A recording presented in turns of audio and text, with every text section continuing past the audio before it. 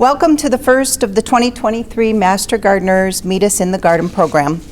Master Gardeners is an affiliate of the Ohio State Extension. It is a community of volunteers who have gone through extensive courses on gardening and horticultural practices.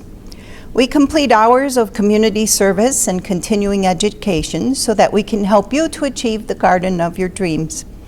We have available to you a helpline that you can call the helpline for all your gardening, insect, or disease questions to be answered.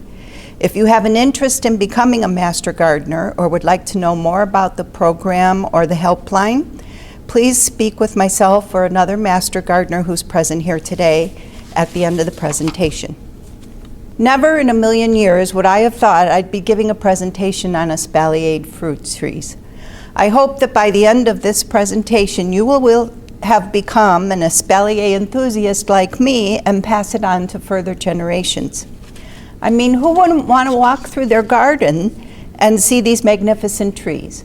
In the spring full of blossoms, in the summer loaded with fruit, beautiful fall color, and winter structure in the wintertime. 4 seasons of loveliness. I have this dream that every home in Lake County has Espalier fruit trees and berries. Espalier trees are an art form. It's the practice of tying, propping, and pruning fruit trees to achieve a living work of art that produces a bountiful harvest of deliciousness. Louis Lorette experimented in France mainly with apples and pears and found that horizontal growth increased the amount of fruiting spurs to develop and discouraged the non-productive suckers. This type of pruning is called the Lorette system, and the tree will bear fruit off of the main branch. It's pruned in June, August, and again in September. This system of pruning was said to exhaust the tree because of such a vigorous amount of pruning. Thankfully, an Englishman named A.H. Lees discovered he could get similar positive results with only late winter and late summer pruning. And this is called the modified Lorette system. The fruit is borne on the shoots that are formed off of the main branch. This type of pruning and training improves aeration, improves light exposure, lowers your maintenance, takes up less space, produces a higher yield of larger and better tasting fruit. Now I'd like to share a story with you. About 15 years ago, I decided to make applesauce. So I went to my local family fruit farm and picked my own apples and purchased them, took them home, made my applesauce. It was absolutely delicious. And then I sat down to determine how much money I had spent by making it my own, that I could have saved money. And it turned out that I had made the most expensive applesauce in the world. Like $8.95 a jar. It was outrageous. So then I started thinking, why don't I grow my own apple trees, and that way I can have my varieties that I want, and I don't have to spend so much money on buying apples for my home. So that began my journey into Espalier fruit trees. Oh, there were naysayers. They said you can't grow those kind of trees in Ohio. And then I was told that I'd be way too old before there'd be enough fruit on them for me to even use. And then I was told you don't even have enough space in our yard for fruit trees. Well, that all reminded me of a quote from The Secret Garden. At first, people refuse to believe that a strange new thing can be done. And then they begin to hope that it can be done.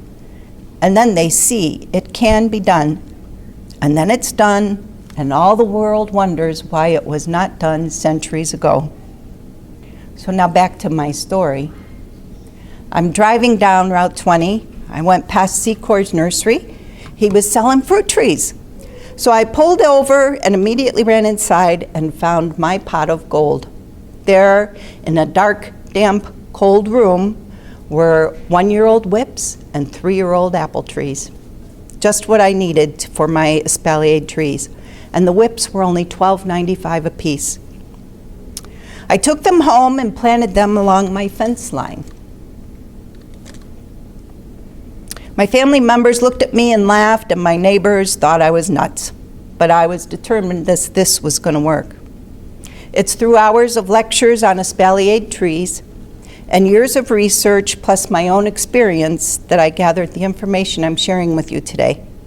Oh, I've made mistakes along the way, but I'm going to share those with you too, so hopefully you won't have to make the same mistakes that I did.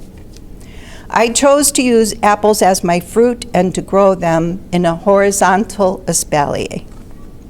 The first thing you're going to need to consider is what kind of fruit you want, because each particular fruit is suited to its own form.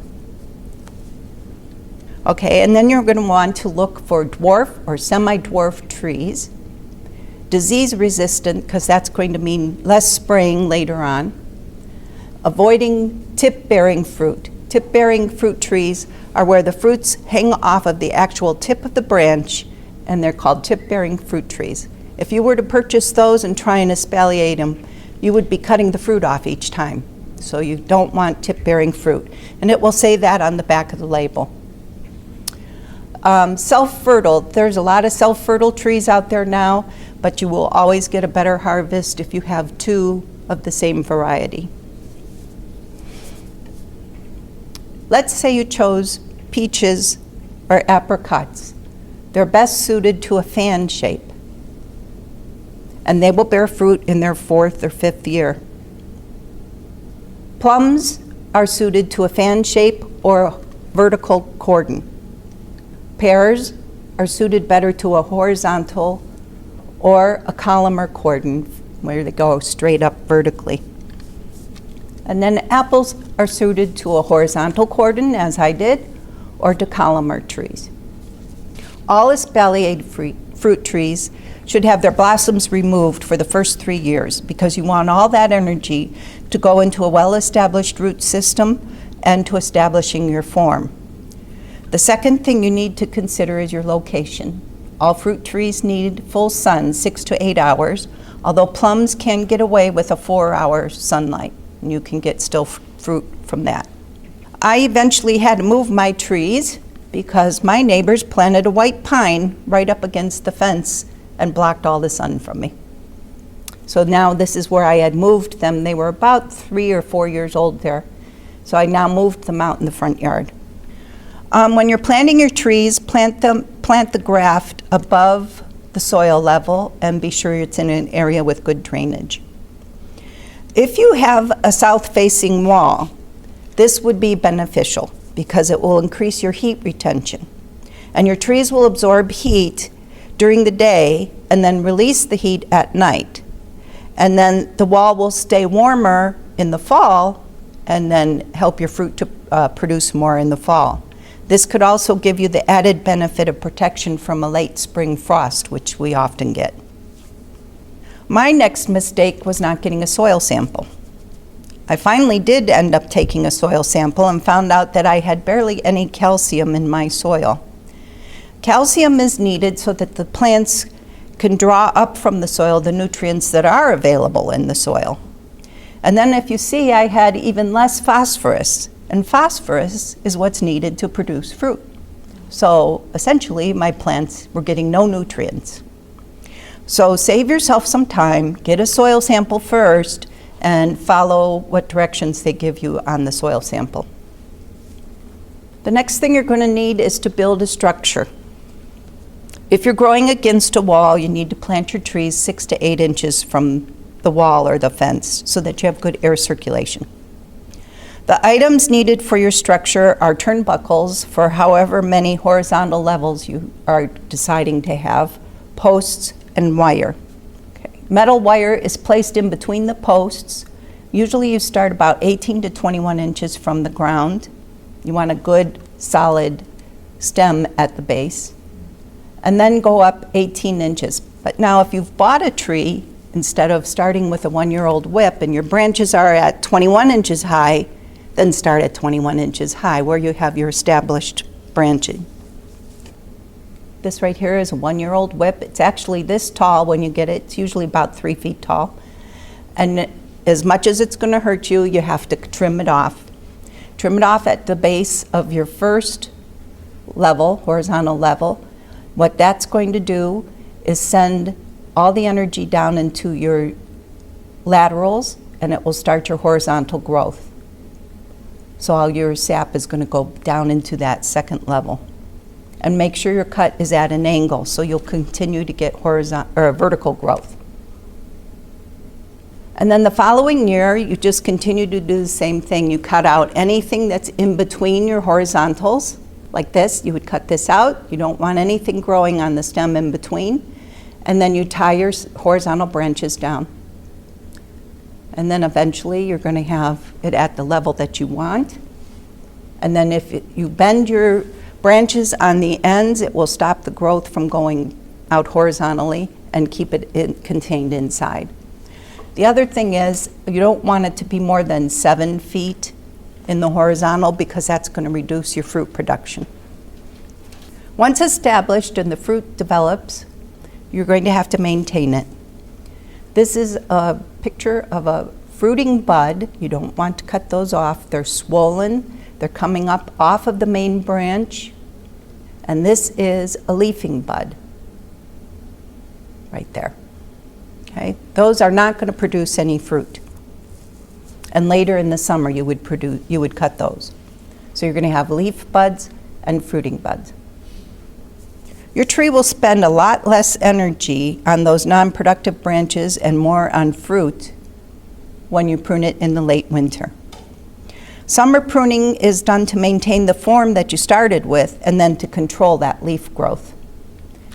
This in turn will give more light and air in the summer when you need it, and it will keep your fruit healthier. You'll be applying a dormant spray in the late winter. This is to control insects and diseases and assure a healthy tree. Fertilizing in spring at the drip line and not on the trunk of the tree. The drip line is where when it rains or you water and the drip of the water comes off the tips of the branches. That's your drip line.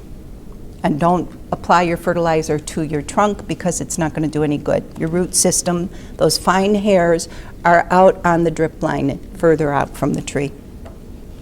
And a 10-10-10 fertilizer is good for spring, and around March or April you can apply it in Ohio.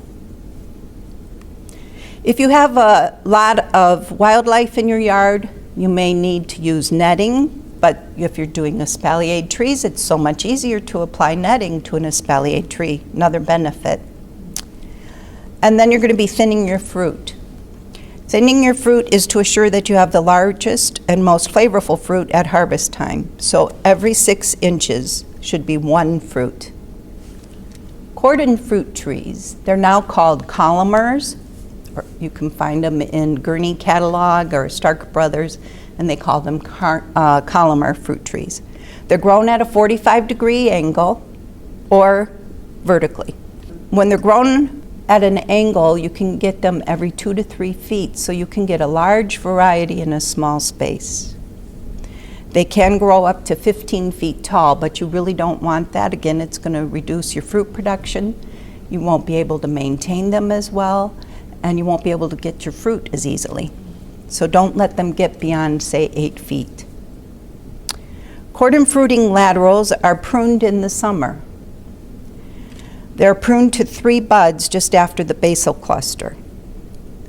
So when you first plant it, you're going to cut back all your laterals right here, and you're only going to let it grow about 8 feet, and then you're going to cut it at a blunt cut.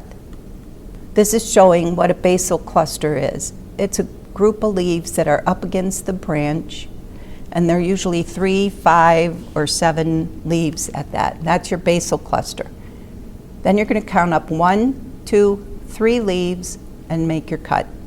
That's going to send all that sap energy back into there to produce those down here into fruit, and then these will be your fruit next the following year. And then consequently every year you're going to be doing the same thing. The basal, go up from the basal structure, 3 leaves, and make your cuts. And that will help you to maintain your form.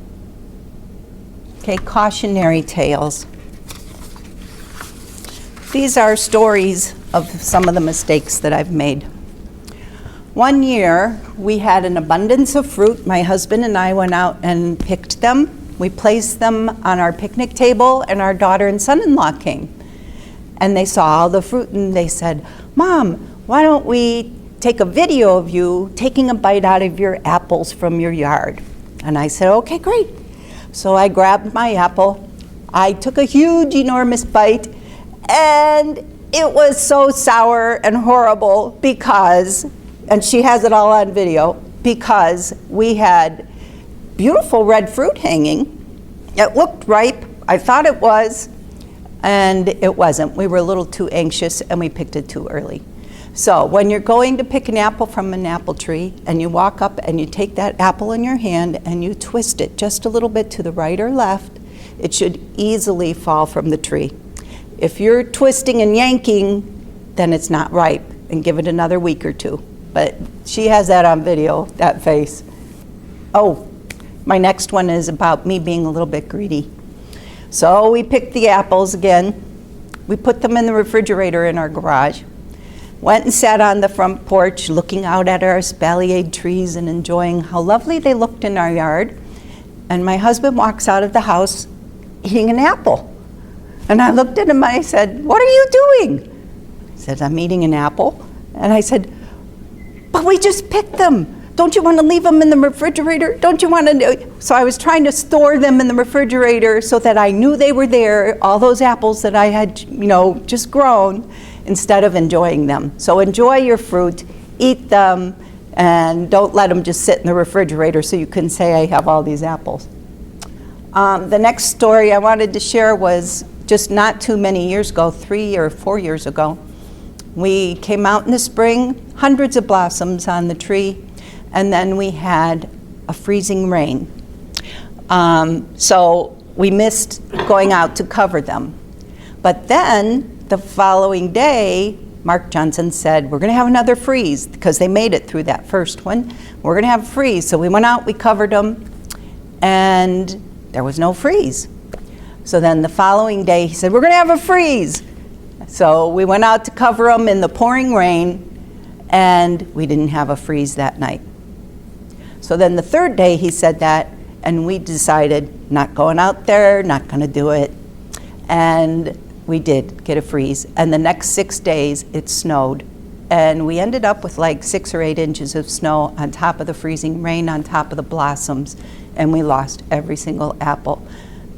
So did other fruit farms, local fruit farms at that time. 3 or 4 years ago, there were no apples. Yeah. So be prepared for covering your fruit trees in the, going out there in the cold and the rain in Ohio, and covering your fruit trees and having something to cover. The other thing is, kill the critters. So we have a neighbor who loves to feed the squirrels and the chipmunks. So we have an abundance of squirrels and chipmunks. And as you saw, the espalier trees we have are pretty long, and the squirrels apparently love to run on a horizontal lead. And so I had a squirrel on one end, I'm watching from in the house, and a squirrel on the other end, and they're frolicking and playing in the spring across the fruit. And the next thing I know, they go running towards each other, and every branch they're jumping on is dropping fruit trees, or apples. And so we ended up losing a bunch of apples from that. So be prepared for taking care of those squirrels and chipmunks. So I know it sounds complicated. I mean, even pronouncing espalier sounds complicated, but you can do this. And if you need any help, call the helpline. That's what we're there for. So thank you for coming, and that's espaliered fruit trees.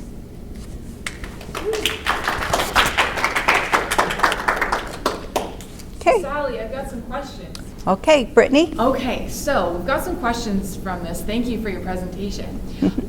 Okay, so what have you found the best fruits work for you to espalier? What kinds do you have at home? I have at home apples. And they are horizontal. I also have grapes growing horizontally. But I have as a columnar cherries, pears, and plums. And I have peaches in containers, growing into containers. Okay, so how do you decide which one you're going to grow in containers versus which ones you're going to grow up against? That for me was just an answer of running out of space, running out of places to put it. So I still wanted peaches, and I didn't have a place to put it anymore up against anything, or even if I put it in the middle of my yard, I had run out of space. So I put them in a container, and I can then move it to where the sun is the most. And if they start getting, in the summertime, it sometimes gets too hot for peaches, and I'll just pull them back into the shade. So 2 things there. How much space do you actually have in your yard?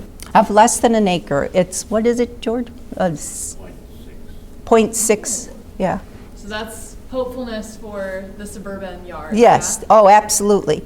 In our yard, we have mulberry bushes, gooseberries, raspberries, blackberries, black raspberries, let's see, apples, cherries, grapes, peaches, plums, and strawberries and asparagus.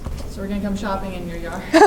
Yeah. So which ones do you decide, like you said you have some growing in pots, is that where you would use that Cordon method then? Absolutely, Okay. absolutely, yeah. So you don't have to, I think I remember somebody asking like, when you go to change the pot, so if you're using a pot, would you generally use the Cordon method and not the horizontal method? You can use, if you're using a semi-dwarf or dwarf tree, you don't have to cordon it. You can just leave it, you just maintain it as you would a bonsai. And you know how bonsais like to have their roots contained. Same with dwarf and semi-dwarf trees in a pot. They want that constriction of their root system, and then they send out fruit. So when you're changing to, like, say, another size pot, or you're changing out for, just because you think it's overgrown and you haven't maintained the pruning on it, then just go to a pot that's maybe just a few inches larger, not too much larger. And then you don't have to do that maybe every 5 years. Okay. Yeah. So the picture that you showed in your yard of your horizontal apple trees. Yeah. I noticed when you were talking about starting that process, how you would use a structure and you'd build up. Right. So do you not use a structure then in the middle of your yard? Are those You don't have to. freestanding? Well, yeah, we had the posts at both ends, Okay. just like this. We had posts. And since we had 4 trees originally. So we had posts like here, and then another 7 feet over, we had another post for as many as you need for your trees. We planted our trees in the center of the post, and so, that was our structure. Okay. Do you still have those posts, or can they? No, you support can take themselves? them off. After Oh, okay. a while, you can take them off and they'll support themselves, yeah. Okay. You don't always have to have them on there. Let's see here. Where do you find the whips around Lake County? Do you have any ideas? Well, Mr. Secor went on, retired, so you can't get them there anymore. Gotcha. So I now order mine from catalogs, and it's Stark Brothers Nursery, Tai Nursery, and also Gurney's sells 1-year-old whips, and they also are now selling Espalier trees. They're about $180 a piece. So, and you can find some at Lowe's, Home Depot. There were some Espalier trees there last year, and they were about $180. And they also had some at Zabo's Nursery in Madison last year, but they're pretty pricey. So starting with a 1-year-old whip when you're not sure, how you want it to grow, what form you want, is usually the better way to go, and they're cheaper to start off with. So you talked about in a few years you were able to start having more blossoms and then knowing Sure. When to cut back. So for the person who's looking at this saying, okay, I think I want to do this. Maybe I've got a 1-year-old or a 3-year-old tree. How long do you think in this area you could expect to have to wait before you'd actually see some fruit on a tree? Are there some that flower or produce You can get some fruit the first year on your apple trees, but you don't want the fruit on your trees because you want to establish a root system and you want to get that form first. If you're going to be putting all that energy into making fruit, you're going to lose your form. It'll just take longer to get it. So bite the bullet, pull the fruit off, and get your form established first and your root system. Okay. So the tools. So 3 to 5 years. 3 to 5 years. Okay. Yeah. And the tools you used for the getting the wire and all of that process, is that stuff that you would just find at your local hardware store? Yeah, you can just get that at Lowe's, Home Depot, Ace Hardware, any of those. Like sometimes you can even find them at Walmart or Kmart in the hardware department. Okay. Yeah, it's just those hook and eye things that are circles and screws on the end, and that's it. Yeah. So you see that we did take ours off once they got established. Okay. Yeah. So if you already have, so say somebody already has a tree that they haven't, that's not going through the Espalier method, or maybe it is, but it's gotten a little unruly. Yeah. Is it possible to train a tree that's already a little bit older, or like what do you think? Like, is it possible to save, or at least, an Espalier that's been a bit unruly and gotten out of hand? Absolutely. Can you recorrect Absolutely. You can. You can. Many times people let it go, for whatever reason, and then you can go back in, 2 or 3 years later, and it's mainly just getting back to your basic structure and pruning out everything that is crossed, dead, diseased, and going back to that will get you down to your main structure, and then just maintaining it from there on. Okay. Yeah. And you talked about the netting to protect the trees. What kind of netting do you use? Where would you get that? I got that at Lowe's, and it's just blackbird netting. But there's other things that you can use if you don't want to purchase or use netting, because some people don't like to see, sometimes birds get stuck in the netting, or squirrels or chipmunks that are frolicking around may get stuck in there. So what I have done in the past is gone and gotten from Goodwill or Salvation Army curtains that are sheer curtains, and you can get them for just like $1 or $2, and then use old-fashioned clothespins that have the wire on them. And then I just threw the curtain over the top and clipped it on the ends and the bottom, and then the sunlight still gets in, the air still gets in, but it will protect it from frost. Okay, so speaking of frost, is that what you would use then? Like, what else do you use to protect your trees? You were talking about you and your husband going in and covering the trees. That's what we used, You yeah. use those We've ones? also used, when we didn't have time, sheets, Okay. like from your bedding sheets, and that will work. Just be sure to take it off again in the morning. Okay. Yeah, do not use plastic. That's not a good product to use. Okay, Yeah. sure. And you talked a little bit briefly about it earlier in your presentation about the dormant sprays. Can you talk a little bit more about those, what they are, Sure. and what's really the purpose of those? Dormant sprays are to protect the tree from any insects that might be deciding to crawl up and climb into your trunk or your branches or your leaves. So what it will do is suffocate the insect before it gets Okay. developed. So it stops it from continuing to form. Yeah. Okay. Yeah. And so, okay, I'm questioning about your horizontals as well. I remember somebody saying, do you just get lucky with the way that they come out? So it seems like they come out so evenly and nice on either side. Are there, like your picture had where the leaf nodes were, do you just kind of choose to say one's like, which ones look like the closest to one another on either side that go out nicely, like that horizontal? If you're starting with a 1-year-old whip, it's easy to get it to form that. It will just do it.